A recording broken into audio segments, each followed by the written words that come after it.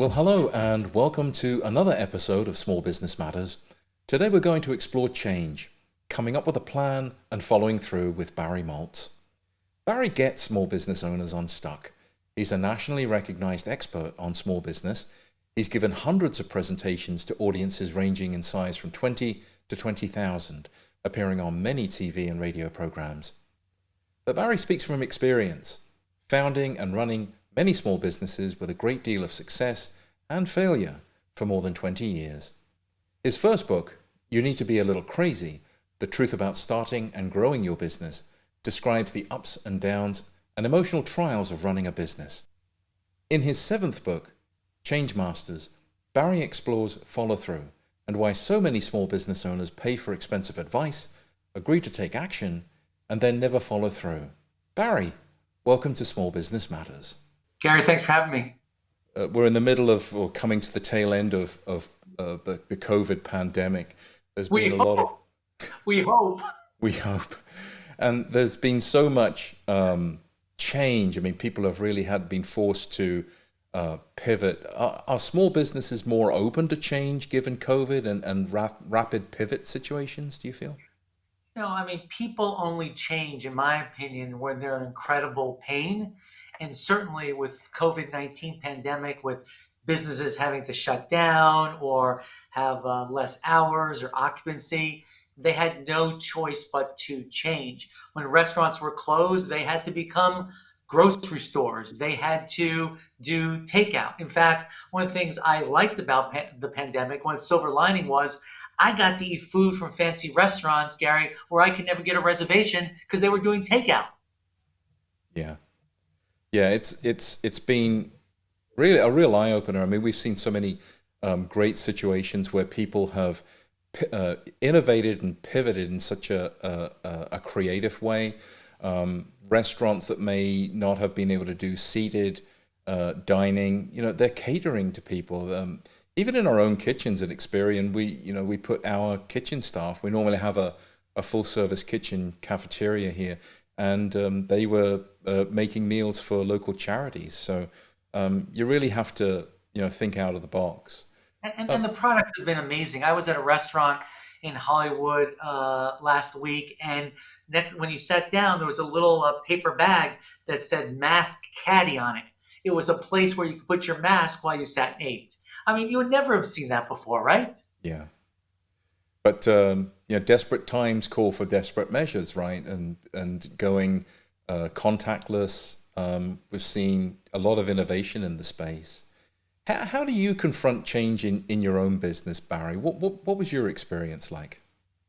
Well, change for me has always been difficult because our brain wants us to keep doing the same thing, because what they figure is if you've been doing the same thing over and over again and you're still alive, I guess it works. And so you don't want to do something different. In fact, as we get older, our brains get lazy because we get in those patterns. But what I try to help small business owners focus in on is not the changes that I want them to make, but how do they make the changes that they know they need to make, but have had a hard time taking action. And the way you start to make that change is really to take a very, very small step. As much as we like to say in the retelling of the story that in most businesses, they took these giant leaps to change, most of the time, Gary, they start with such a small change and then they build from there. Why do you think so many small business owners struggle with change? It seems to be a pretty common problem. Yeah, I think it's fear. Things are going okay. They're making enough money. And again, people only change when they're in incredible pain, right? So think about how we've had telemedicine visits for a long time, but Medicare only started to pay for them during the pandemic because they had no choice.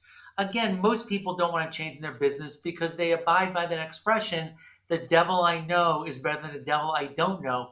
They don't know what changes are going to bring, so they're afraid, so they stay where they're at. That's the same reason why people stay in marriages that they're no longer in love with, or stay at jobs that they no longer like working at. Yeah. Fear is the fear of change, right? Yeah.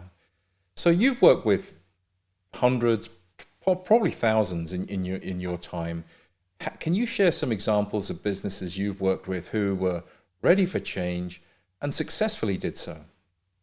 Well, I mean, during the pandemic, what I was really amazed by, I had one client who helped design clothes for various fashion brands, and they changed to actually designing fashion masks. Again, they went, Gary, where the need really was. I saw that the Pawtucket Red Sox, who's part of the minor leagues during the pandemic, there was only Major League Baseball, there wasn't minor league baseball. They they had nothing to do with their stadium. So they decided to open a promotion called Dinner on the Diamond, where you could go onto the baseball field. They set up tables, and you could have ballpark franks and cotton candy and things like that at the ballpark. There was no baseball going on, but there was another way they could use that physical facility, which I thought was amazing. That's a great story. Yeah, I saw just so many examples. I mean, even it's not limited to just restaurants. I mean, I saw one example where there was a media studio that, they typically go out and film events and send film crews on site, but they couldn't do a lot of that. But they got into to the business of enabling churches to do streaming. So they had the whole consulting side of their business spring up around putting streaming systems together and training churches to operate the equipment and conduct services. Um, Right. so many examples. I mean, you saw restaurants and hotels hook up where, hey, you want a dinner night out? Come to our hotel room. We'll do room service or have the restaurant bring in room service for you. Or you want to get out of the house? Use our hotel room as your day office. There's a sign still at the Burbank Airport in Hollywood says, rent this entire hotel. It's the Artesian Hotel in Las Vegas for starting at $8,500 a night for you and your family. Right? So people were innovative. They were thinking of ways to deal with what it is. And I think that's the wonderful thing, Gary, about small business owners. We're going to take a gut punch, but then we're going to figure it out. Yeah. What if the necessary change is, change of management or ownership? Well, then that's really what's going to happen. I mean, mostly I'm dealing with business owners, so they never think that the problem is them, but many times the business has outgrown them. I mean, think about it, there are very few companies that can take, I'm sorry, very few owners that can take it from founding all the way up to $100 million. For me, once my business has got to be about $10 million in sales, that was it. I didn't want to have to deal with all the HR and all the legal types of things you got when you had a much larger business. So I think you have to realize where can you effectively manage change or bring change to your organization. And if you can't any longer, it's time for you to go. How can a small business determine if change is necessary? Well, usually they're stuck in one of those areas. So, for example, their pipeline isn't full, they're not bringing enough customers, or they're bringing in customers in the front door and their existing customers are going out through the back door. They're not keeping the customers they have. Or there's a tremendous amount of turnover in their business, or they can't find new employees. That has to do with how they're doing leadership and management, or there's not enough cash for their business, or their customers keep going to their competitors, which means they're not providing an outstanding customer experience, or the owner says, I just can't get anything done, and they blame time for it when it really has to do with focus and attention. So if they're stuck somewhere, it means something's got to change. My favorite expression is from Albert Einstein. He said the definition of insanity is doing the same thing over and over again and expecting to get different results. And so many of us act that way, unfortunately. Yeah. There's a national shortage of workers, with COVID, so many people changing jobs, the great resignation, and retail and a lot of frontline type operations, small businesses, restaurants have been hit with this problem. What do small business owners need to do, change wise to be competitive and to attract those workers up beyond the wage challenge? Well, in order to attract the workers, you now have to figure out how is their personal life going to fit into your business. It used to be how is business going to fit into people's personal life, but it's really the other way around. You've got to have a strong culture and a strong vision and mission of why these people should be part of your company. And you have to really care about how they're doing, not only inside the company, but outside the company. But in order to have not so much, to not have so much dependence on employees, one of the things you need to do is you need to use technology. We saw implementation of technology just really accelerate during this pandemic with people putting in processes and different kinds of automation, because if there was turnover or they didn't have the people to actually do the work, automation could take over. One of my favorite automations that finally caught on during the pandemic was contactless payments. I've been using my Google Pay, Apple Pay for a lot of years. I just really like it. I can use my watch, but now it really caught on because no one wanted to touch anything. Or the QR code, Gary, made a huge comeback where we got the menu from just scanning the QR code, or I was able to pay by scanning the QR code at the restaurant table. I love those things, and I think that's going to continue to keep going on. Yeah, that's awesome. What about the small business owner who's reluctant to change? And you've probably dealt with quite a fair share of those types of situations. What if there's someone that's just reluctant? I watched The Profit with Marcus Lemonis, and there's so many cases there where the person just doesn't want to change. I've been on that show. Oh, you've been on The Profit? Oh, that's awesome. I have to. I'll get to the episode. Listen, people that aren't willing to change, they're going to end up the way of Blockbuster and taxis, right? Because someone's going to come into the space that is more innovative. Remember, innovation and disruption are really the two sides of the same coin. When you're Blockbuster, it's disruption, but when you're Netflix, it is an innovation. And when you're a taxi, it was disruption, but for Uber and Lyft, it was an innovation.